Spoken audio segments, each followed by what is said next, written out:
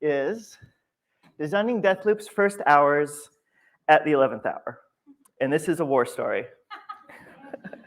So we will be talking about user research and user experience. And I'd like to explain what these things are first. User research is feedback on the player's experience from outside of the development team, organized into reports around milestones and key deliverables.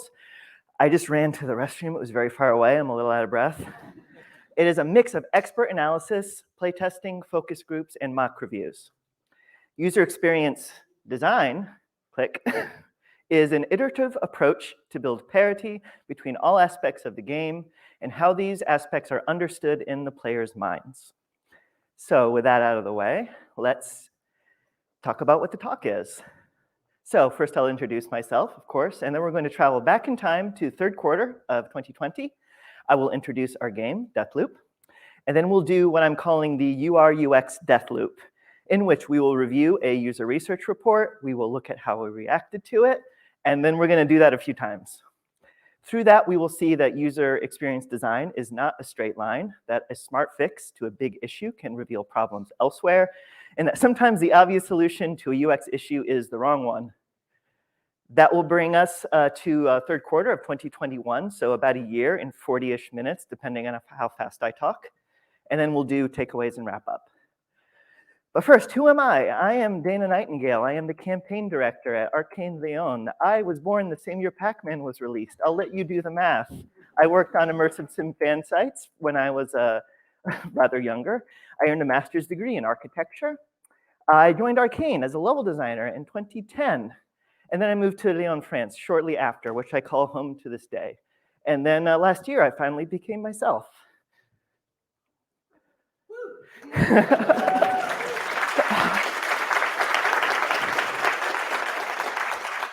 But what's my game dev experience? I began as a modder. I made many mods for Thief 2: The Metal Age and a few for Skyrim as well.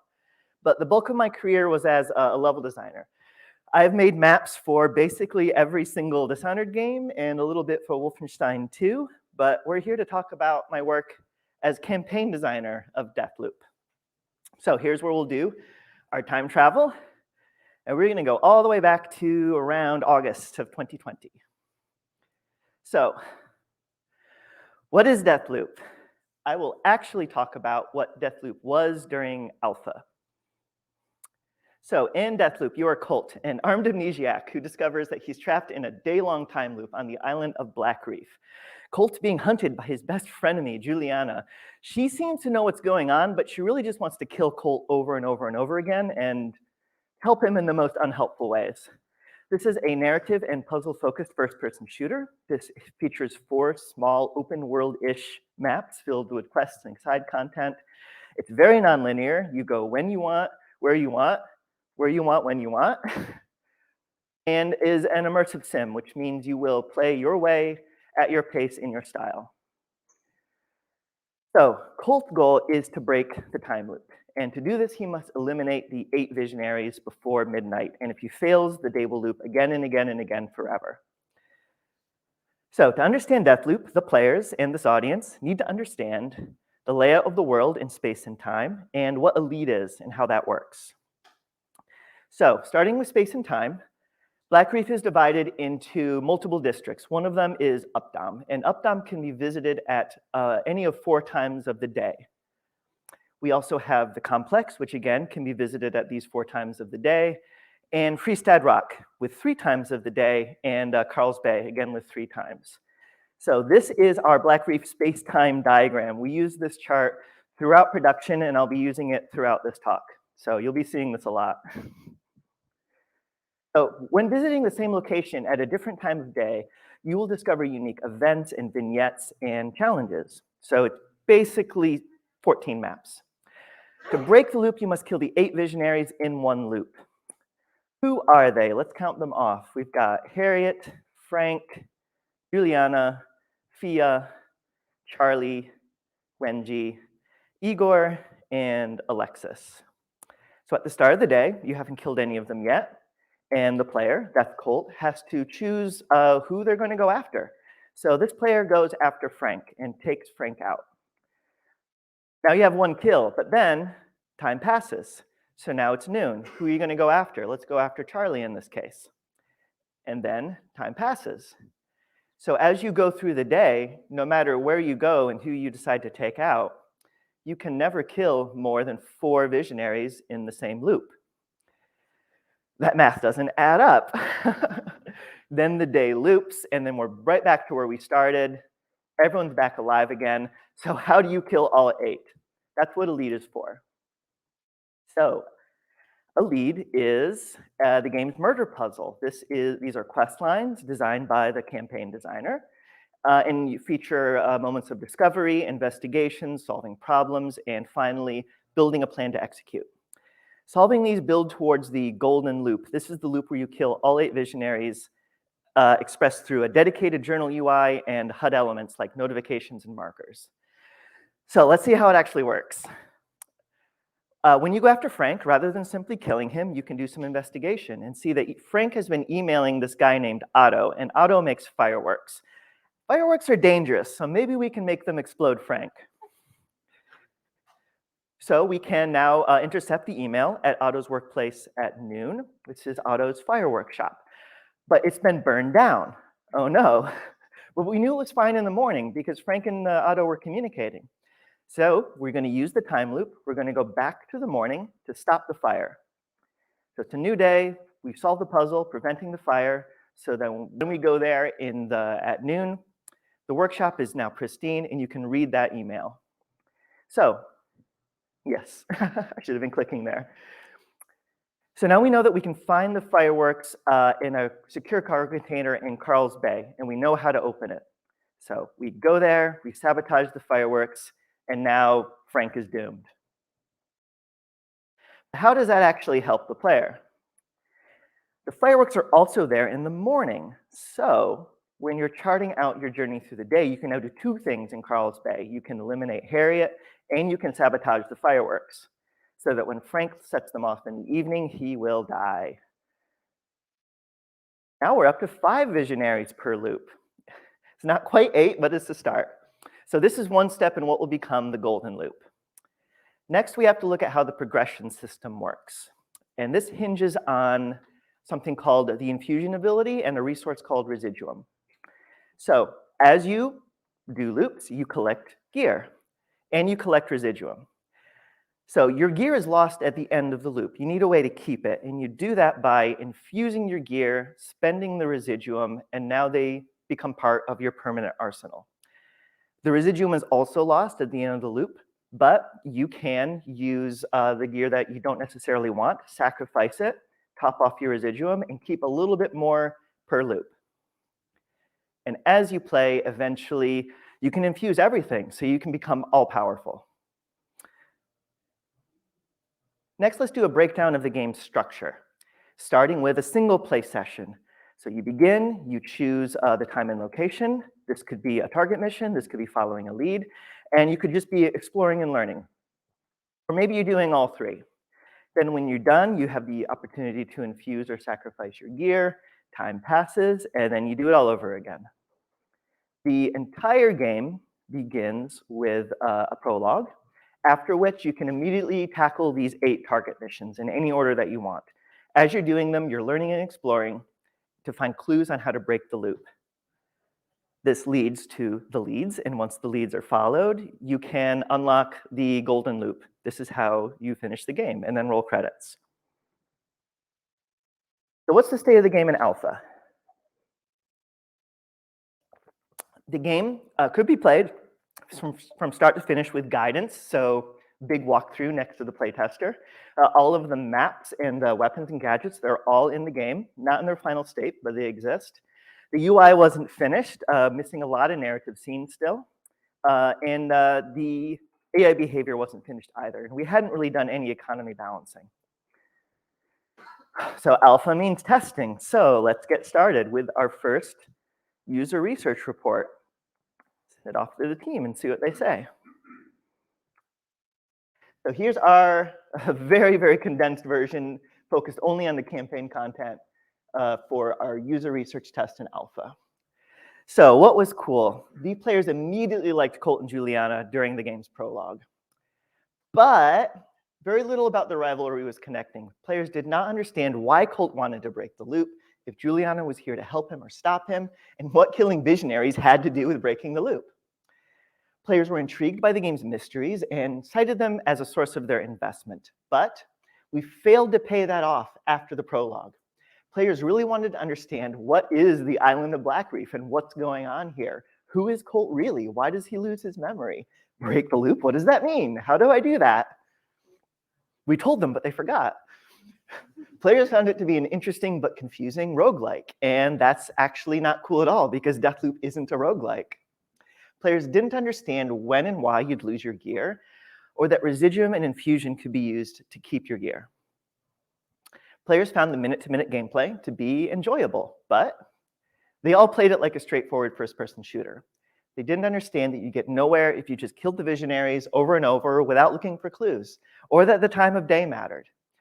But they really didn't understand that you needed to kill all 8 in a single loop. They would just kill all 8 and then wonder why the credits didn't roll.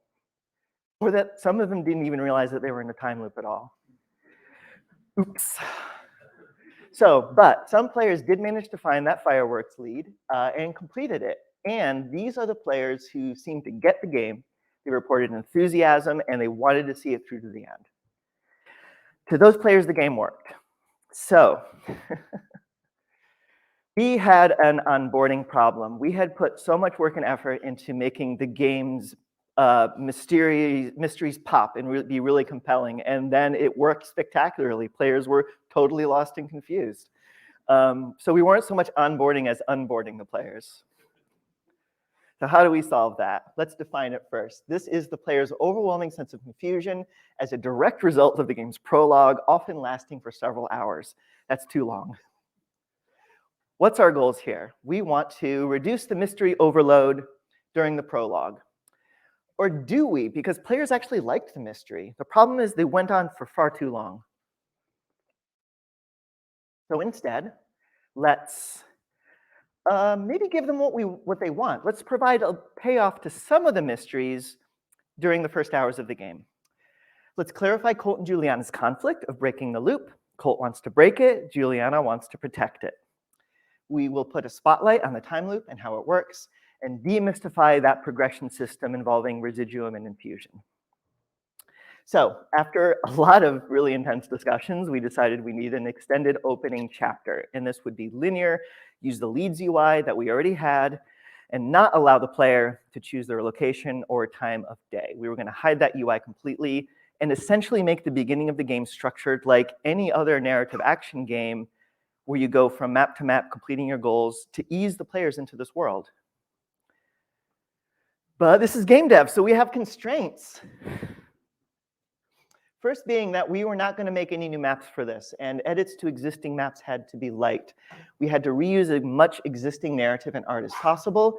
It must coexist with existing content from the game because we're adding it to the existing maps. And the visionary encounters in mid to late game content should be avoided to avoid big difficulty spikes. All right, let's get started. What Follows is not an explanation of the new opening chapter. It's a walkthrough of us designing it, so things might get a little bumpy. We thought the prologue worked. We were going to keep it, so we were going to begin the opening chapter with that. It just made sense. But when I'm designing things, I want to nail down where we're going before we figure out anything else. So I wanted to figure out what's our conclusion. And we're going to cannibalize content to do this. Starting with Juliana's target mission. This really wasn't working, but some things about it were still good. So we also took the beginning of Juliana's lead, the hunt, just the first stages. And this is where Juliana isn't there, but you meet one of the very few friendly NPCs in the game. So we felt like that would really help ease the player into the world to see a friendly face. So we put those into the cooking pot along with, very importantly, the moment where Colt learns how to break the loop. It was coming too soon. So we take that, we mix it all up, and we get what is actually just a document. This is the loop preservation protocol. This is the thing that teaches the player how to break the loop. And we're going to keep that friendly NPC encounter. So in the new version, Colt is actually searching for this document because Colt doesn't now know how to break the loop. He wants to know how. So it's going to clarify why killing all 8 visionaries breaks the loop, and that these visionaries are going to spread out all across the world to make this impossible. This friendly NPC will elaborate and send you on the right track of breaking the loop. This also gives players who don't read something to listen to. So Colt learns how to break the loop at the beginning, at the end of the, excuse me. Colt now learns how to break the loop at the end of the opening chapter rather than like 10 minutes into the game. What happens along the way? This is a chapter, right? We are going to put a spotlight on the time loop and how it works. So we want to visit the same location at different times and use knowledge and the loop to solve a problem. So we're going to start with the district. We don't know where it is. It doesn't matter yet. What's important is we're going to visit it in the morning and in the evening. This is going to show clear contrasts and a good difference between the different times of the day. Visit the same place at 2 times. And we're going to do something here. We don't know what yet, but we have to figure that out. Let's give the player a problem to solve. A very simple problem is a locked safe. You already know what the solution is. You need the key code for the safe. So then we put that key code somewhere else in the world. You're visiting another district at a different time of the day. And then when you return with the code, you find that it's actually been broken into and it's empty. Someone got to it first. But you're in a time loop, so you can loop back to the morning, keeping the knowledge of the safe code, and now you can open the safe and find your goal, which we have already figured out. That is that document, the loop preservation protocol. So you get to read the document, and then that triggers this friendly NPC scene. Okay, so we want to flesh this out a bit more, adding another district and time period with another action. We don't know what this is yet. We really have to decide where all of this is happening now, though, before we go any farther. So let's look back at our space-time diagram. All of these safe actions is one location, but at 2 different times of the day. So where does the safe go? We immediately like the idea of using Colt's Flat as the location for this safe. We tie the safe to Colt. But Colt's Flat is in Carl's Bay, and that's where Harriet is, and we wanted to be avoiding these visionaries this early. So we moved Colt's Flat to Updom, but that actually posed a problem because we have to come back to the safe in the evening, and that's where Alexis is. But it also provided an opportunity to introduce our PvP invasion feature, which I won't be talking about in this talk, but this was a very important element to introduce. So we used this opportunity, because they only happen when the visionary is present, to add a little drama into this opening chapter, where you get, we tie the broken into safe to Juliana. She's your rival after all. And now we have a little mini boss fight at the end of the first day. But more importantly, we know where Colt's Flat is. So that's taken care of. Next, we have this other action, which we haven't defined yet. It is really important to me that the player always understands their goal. So I thought this is the perfect moment to teach the player about the loop preservation protocol, and it's something that they're looking for. So where do we introduce this? Let's also introduce the technology that powers the time loop. It is a sci-fi magic time loop. So we'll have the player visit the Loop Control Center, and this is where we'll put information about this LPP. Next, we need to figure out where the safe code goes. This seemed like a good time to introduce the Aeon program, which is the big organization founded by the visionaries. These are your enemies. So let's put this in the Aeon Security Office, where we'll also add a little plot twist that I won't spoil in this talk. Okay, now we have our locations figured out. So let's go back over it. You go to Updom. You find Colt's Flat. Inside, you find a locked safe. Next, you are going to the complex, where you will go to the Loop Control Center and learn about the loop preservation protocol. Now it's the afternoon, so we go to Freestad Rock, where you will find the code to the safe in the Aeon Security Office. You return to the safe in the evening, where Alexis is doing his thing, but then you get invaded by a hostile Juliana, and you have to then keep the knowledge of the safe code, loop back to the morning, return to the safe before Juliana gets to it, open it up, read the loop preservation protocol. Now you know how to break the loop, and now you know that you have an ally. And this is what we called the guided tour. But we're not done yet, because we haven't touched one of our goals, which is to demystify this progression system. So let's look at infusion and cognitive load, one of our favorite words in UX design. So when the player starts the game, they have weapons. They also have gadgets, like a fairly complex hack tool with multiple uses and a much more complex grenade system. And you also have magical abilities like a respawn ability, a double jump, an upgrade for your weapon. And on top of all of that, you have something called infusion. And that's a problem because when infusion is introduced, it's along with a ton of other mechanics. We have tutorials popping every 3 seconds, and it's a solution to the problem of losing your gear at the end of the loop. But that's not going to happen for another hour or 2 of play. We've given the solution too soon. So instead, we go into the prologue and remove all mention of infusion, just completely cut. During the guided tour, we're going to draw attention to when and why you lose your gear. And then while you're playing, the player is now going to experience the problem of gear loss firsthand. So now they know what the problem is before we give them a solution. Next, as you explore, you eventually can find Wenji's lab, and you learn about this cool thing called infusion that lets you keep your gear. We design a puzzle around it. We give the player the ability, as part of completing the puzzle, we infuse your first weapon, so now you see what it's good for. And we felt pretty good about that. I think I transitioned the slide too fast.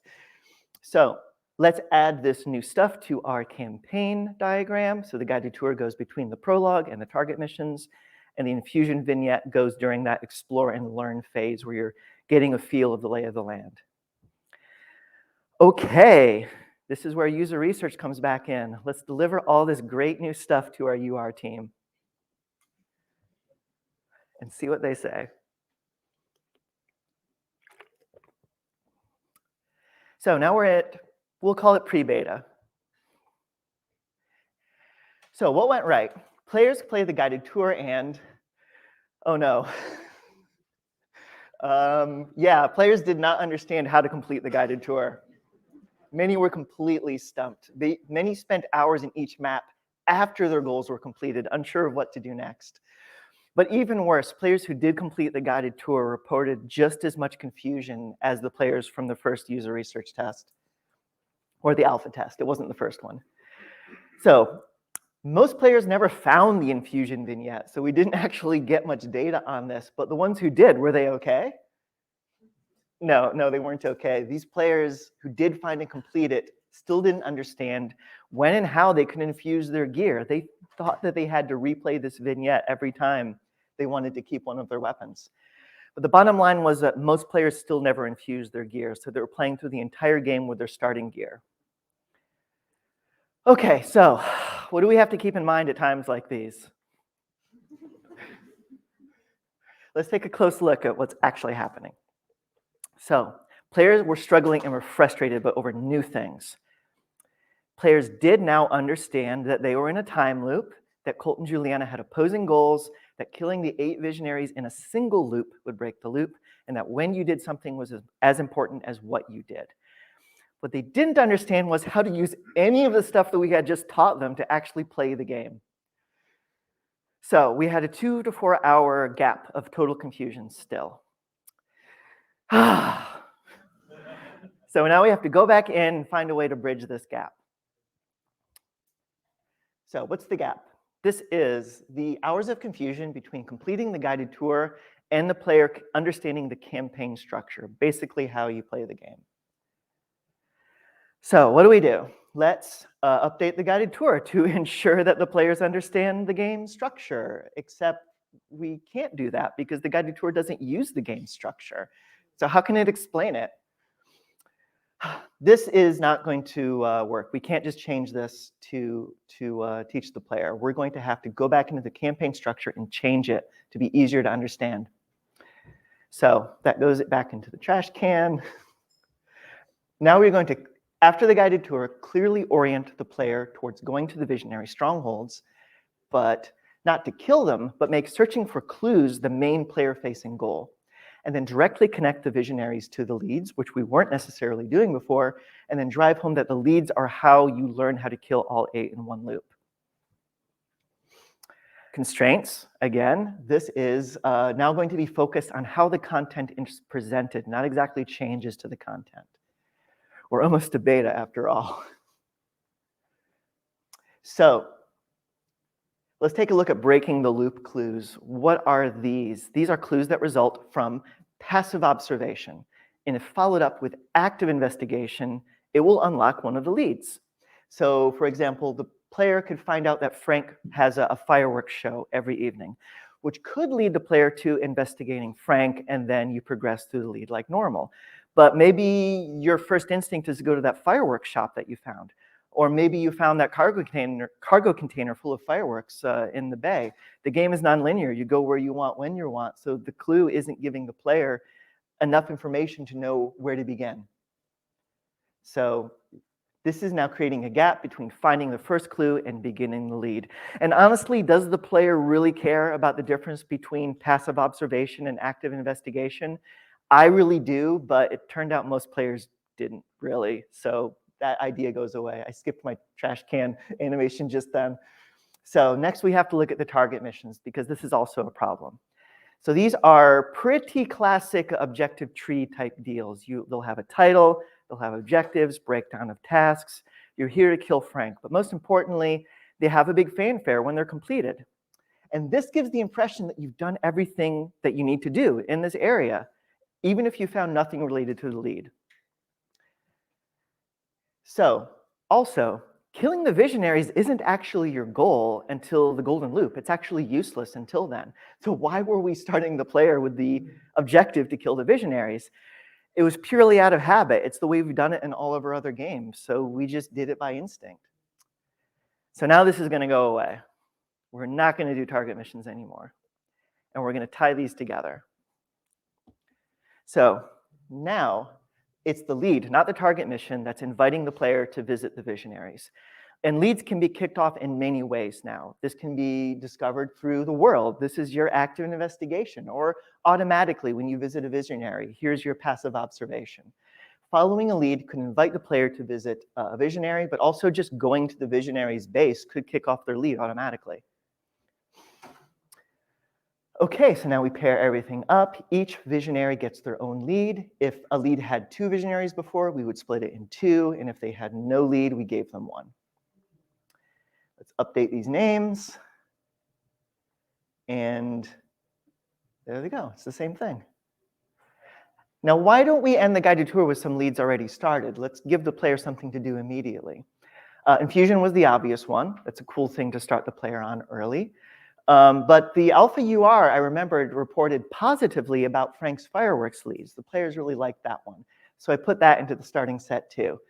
And I thought it would be cool to use visionaries that you either could somehow interact with or be near during the guided tour, which meant Charlie and Alexis, because you spend a lot of time in Updom and that's where they live.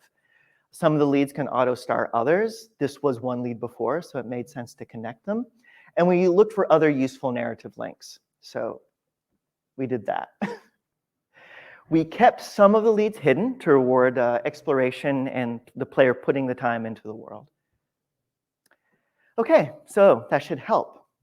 We have a few more things to do. We still have to reduce some friction and cognitive load. So like I said, we eliminated the target mission. So now Alexis's content is super downplayed during the guided tour. He's still there, but we don't draw the player's attention to it. We added some tutorial messaging here at the end of the guided tour to like clue the player in to say, hey, there's this infusion ability, you should check it out. Go here. And we added exit markers that would appear when your goals were completed to let the player know, like, okay, you're done, you can exit the map now, here's where to go. And we took the content related to Wenji's lead and we separated it off like physically behind locked doors from the infusion vignette so the players wouldn't get overwhelmed by the amount of info. Okay, great, we solved it. Come on, UR team, let's go. Now we are definitely in beta. So, players were enthusiastic about the game in the hours following the guided tour. Thank goodness. But they still had trouble completing it. We still saw that what should have been mechanics tutorials were still stumping players. They were a bit too puzzly. And in spite of the exit markers, Players still spent hours in every map after their goals were completed. Why were they doing that? It's because they didn't realize they could come back later. They were experiencing a fear of missing out. They thought that they had to just trawl the map for content. So it's like they're spending 8 hours in the guided tour instead of like 1.5. Players were able to find the infusion vignette in record numbers, but we don't want record numbers. We want 100%. Every player needs to find it and complete it. And they also didn't understand that it was the infusion vignette that would let them keep their gear. So there wasn't any urgency behind doing this. And we were encouraging players to do it first, but we hadn't been clear enough about its utility. Also, players were still being heavily influenced by their feelings about a familiar genre. So we had players who were saying, I don't like roguelikes, or this is a bad roguelike. With like, of course it is, because it's not one. So players were able to begin the leads in far greater numbers than in previous reports. But players found it frustrating to get very far. No one was skipping time periods. Wait, you can skip time periods? I forgot to mention that to you all. And in fact, we also forgot to mention it to our players, which meant that progressing through a lead was a chore. This wasn't by choice. They didn't know it was possible at all. So without the time period skips, it would take the players playing map after map, maps they didn't want to go to or bother with to complete any of their goals. So if you're playing a Frank's Fireworks lead with time skips, this takes about an hour and a half of gameplay if you really focus on it. But if you're not skipping time periods and you're just like wasting time, this could take almost twice as long. So no one was reaching the golden loop, and the game was described as tedious and boring. That hurts. So how do we end this tedium? This is the feeling that the game is tedious and boring, followed by needless hours in the guided tour, not skipping time periods, and not gaining or using the infusion ability.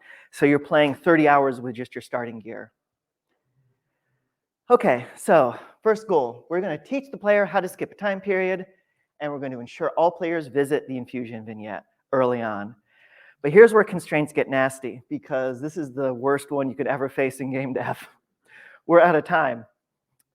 And also, it was the end of the year, and we're exhausted, and we need a break. And there's a pandemic going on, so what am I going to do but stay home and play games? But I noticed one thing over and over in the games I was playing. These games have UI tutorials. These are very rare in first-person shooters, but pretty common in other genres. It was kind of a sledgehammer and not so immersive, but it was worth a shot. And like the game is shipping in second quarter, we're out of time. So how are we going to use UI tutorials? This is our proposal that we're proposing to our producers who have told us we're out of time. So here's our location selection UI, or a very gross oversimplification of it. The player would see this UI for the first time after the guided tour, and we're going to gray out everything but a single element. If you've seen a UI tutorial, you know exactly how this works. It's the complex. This is where we want the player to go next. We then show them a message explaining why. Hey, player, you finished the guided tour. Next, you want to get infusion so you can keep your stuff. Now we're going to highlight this. First, player, use this widget to wait until the afternoon. They thought it was just decorative. A modal message now which means that each step can't be passed until a certain input is made. So the player must interact with this widget to proceed. Now it's the afternoon. We highlight the complex again. This is where we want the player to go. And we force the player to select the complex. We tell them why, so you can keep your gear.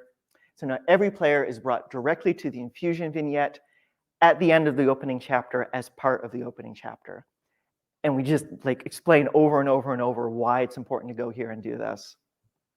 So it was unimmersive and a bit clunky, but everyone agreed to the plan, except the people reminding us that we were out of time. So something cool happened at this point. We got a new release date. So this is not a huge amount of time. It's not a lot, but we thought it would be enough. But of course, we're game devs, so you give us 3 more months and we invent 6 more months of work. So what else can we do with this time? We now want to explain Colt's gear so the player knows what they're infusing and provide much clearer guidance throughout the first hours. Solve some of those 2 puzzly situations. So now we're going to take a closer look at this extended opening chapter. We will add a UI tutorial here explaining your loadout, what good is infusion if the player doesn't know what their gear is. We will provide much more detailed guidance for these vignettes using all the tools we have available. We're going to give a message at the end of each map explaining that it's safe to leave the map. You can come back, player. It's okay. You don't have to do everything now. Add in that UI tutorial that I already went over to guide the player to infusion. And there it is. Now we've got an opening chapter. So we've done all that we could think of that we had the time and budget for anyway. And now it's time to hold our breath because this is our last user research milestone before we ship.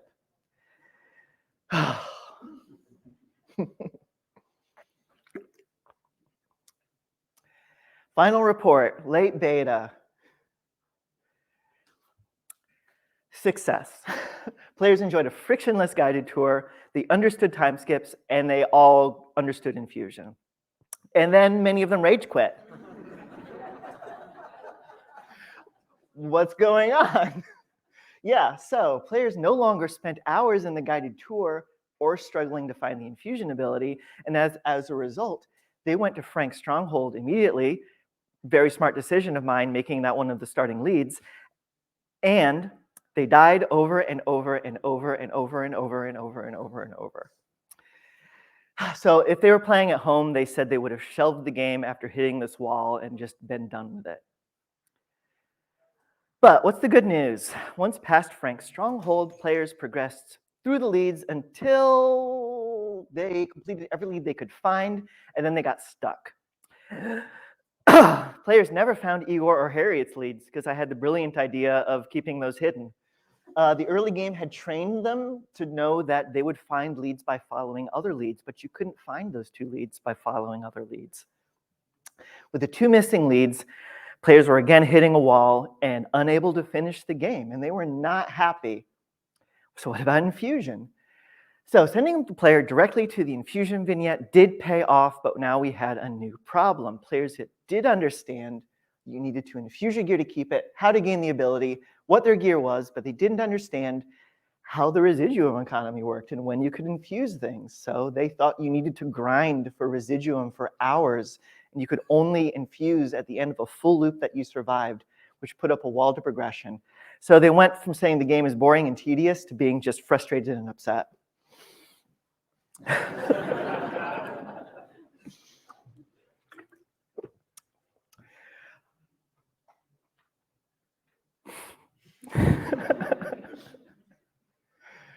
Let's get back to work. This feedback is intense because players were liking the game. With all the friction removed, the scrutiny was now very high. But we were out of time. We had about 2 weeks left. We weren't ready to give up. But there were going to be no more user research tests. We had to get it right the first time. So now we have to dismantle the wall all on our own, and we've got about 2 weeks to do it. So this is the moment that blocked the player's progress. This is Frank's Stronghold, Igor and Harriet's leads, and the residuum economy. What do? Let's go to Frank's mission and ease the difficulty. Or how about we don't do that because Frank's Stronghold is awesome and players enjoyed it back when they discovered it hours and hours and hours into the game. Let's find another way. Instead, let's make it likely the players will once again only go to Frank's once they're ready. So how about we design some new clues to draw the player to Igor and Harriet's leads, except designing clues takes time and resources, and we don't have those. So we're going to have to repurpose existing content. How about we then devise a through line to ensure that all leads are found on the critical path? Again, this is through just reorganizing the content we already have and help players understand that grinding isn't needed for infusion. And our constraints are that we have about 2 weeks and no more user research tests. So it's now or never. So let's take a look at our problem leads. And like Colt, we're gonna kill 2 birds with 1 stone. Let's move the difficult leads to later in the game. So these are no longer starting leads, and take Harriet and Igor and just make these the starting leads. So at the end of the guided tour, we just give you those two because we didn't have any clues to help you find them. So now we're going to build some more logical connections to make it all flow. This is mostly just taking existing narrative content and moving it. And yeah, now whenever you finish a lead, you're probably going to find a clue to help you find another one. And this is the final campaign structure that we shipped. Next opening chapter, we have another UI tutorial. It worked once, let's do it again. So now this UI tutorial is going to guide the player through sacrifice and infusion at the very beginning of the day to prove to the player this can be done in the morning, you don't have to grind. A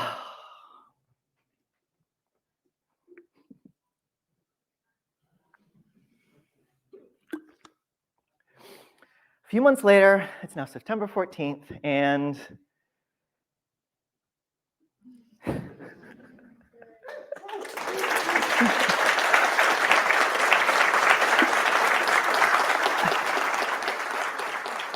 we actually saw these a week before that, but yeah. That was a huge relief. So what do we actually learn from this amazing adventure?